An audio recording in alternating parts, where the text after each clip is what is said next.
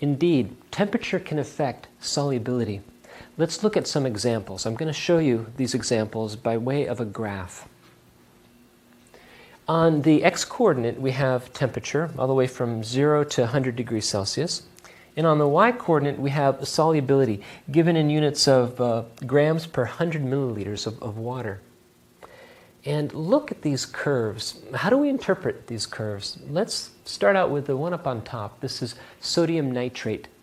What do we find? Down here at cold temperatures, say like at 10 degrees Celsius, the solubility of sodium nitrate is, go up to this line here, 80. It's about 80 grams. You can get 80 grams of that solute to dissolve in 100 milliliters of water. And what happens as you increase the temperature? The solubility for sodium nitrate increases. So let's increase the temperature up to 100 degrees. And look, you follow this curve going upwards, and at 100 degrees, the solubility is around 180 grams. You can dissolve 180 grams in 100 milliliters of water. So we see by increasing the temperature, we increase the solubility. You can dissolve more stuff in the solvent. But different solutes are affected differently by temperature. Look, here is sodium chloride, NaCl. And look how it is that this line is flat. What's that mean?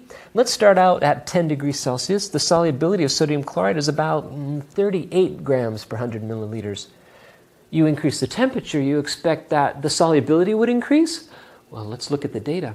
As you increase the temperature going up to about 100 degrees, the solubility is about the same. You know that by adding heat to sugar, you increase the solubility. Sugar has a graph something like sodium nitrate. But for salt, it's different.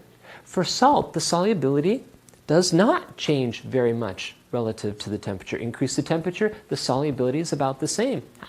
Both sugar and salt, they're white crystalline materials, but they're not the same materials. They have different profiles in terms of their properties. Very different profiles. Sugar will change its solubility with temperature.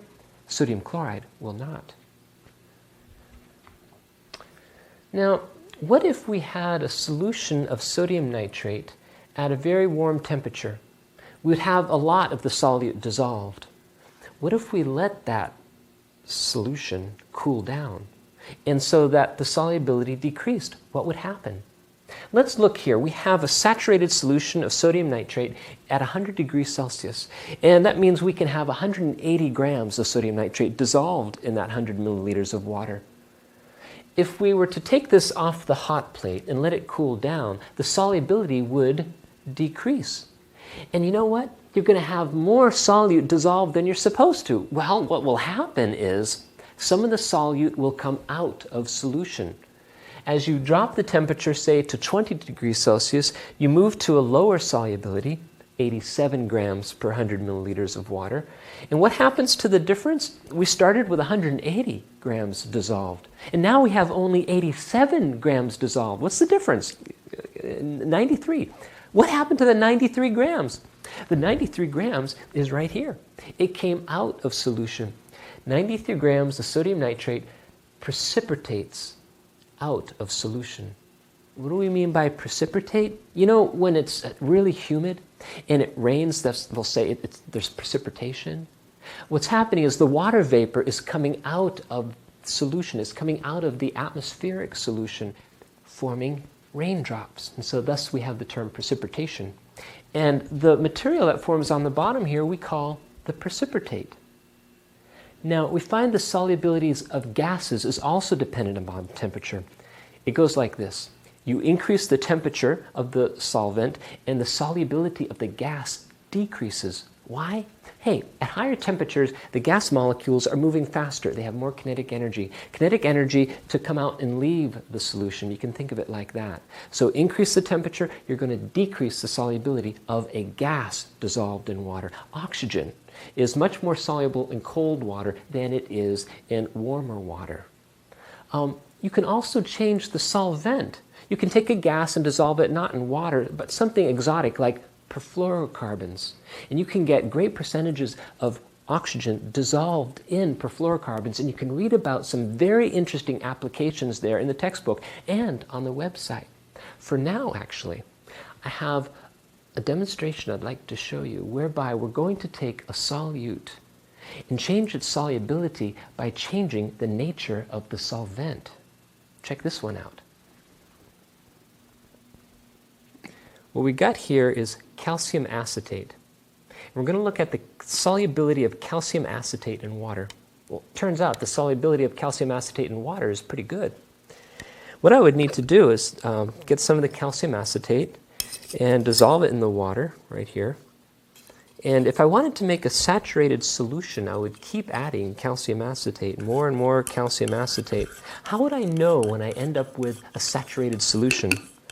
Well, when it goes into solution, we get a transparent liquid, right? And if I keep adding to the point no more dissolves, well, you're going to be able to see the solid out of solution. So, hey, let's make a saturated solution. I've actually already done that.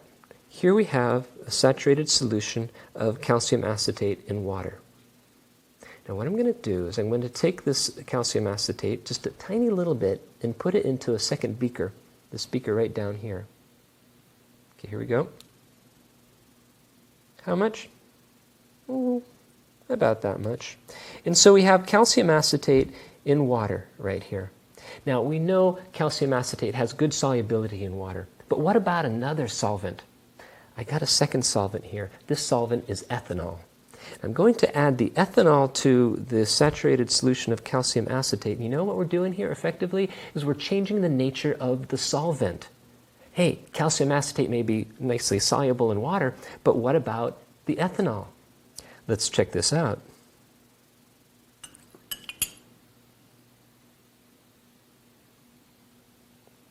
You see the calcium acetate coming out of solution. And this particular solute comes out within the ethanol such that it forms this gel. Check that out.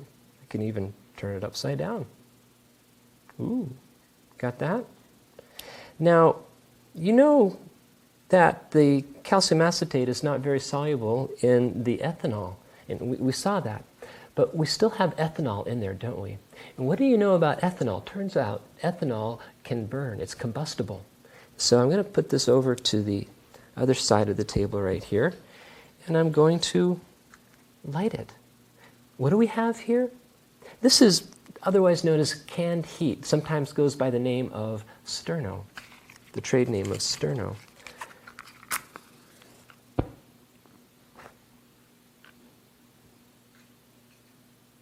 So the ethanol solvent is burning. And here we have a very interesting application of chemistry. Good chemistry to you.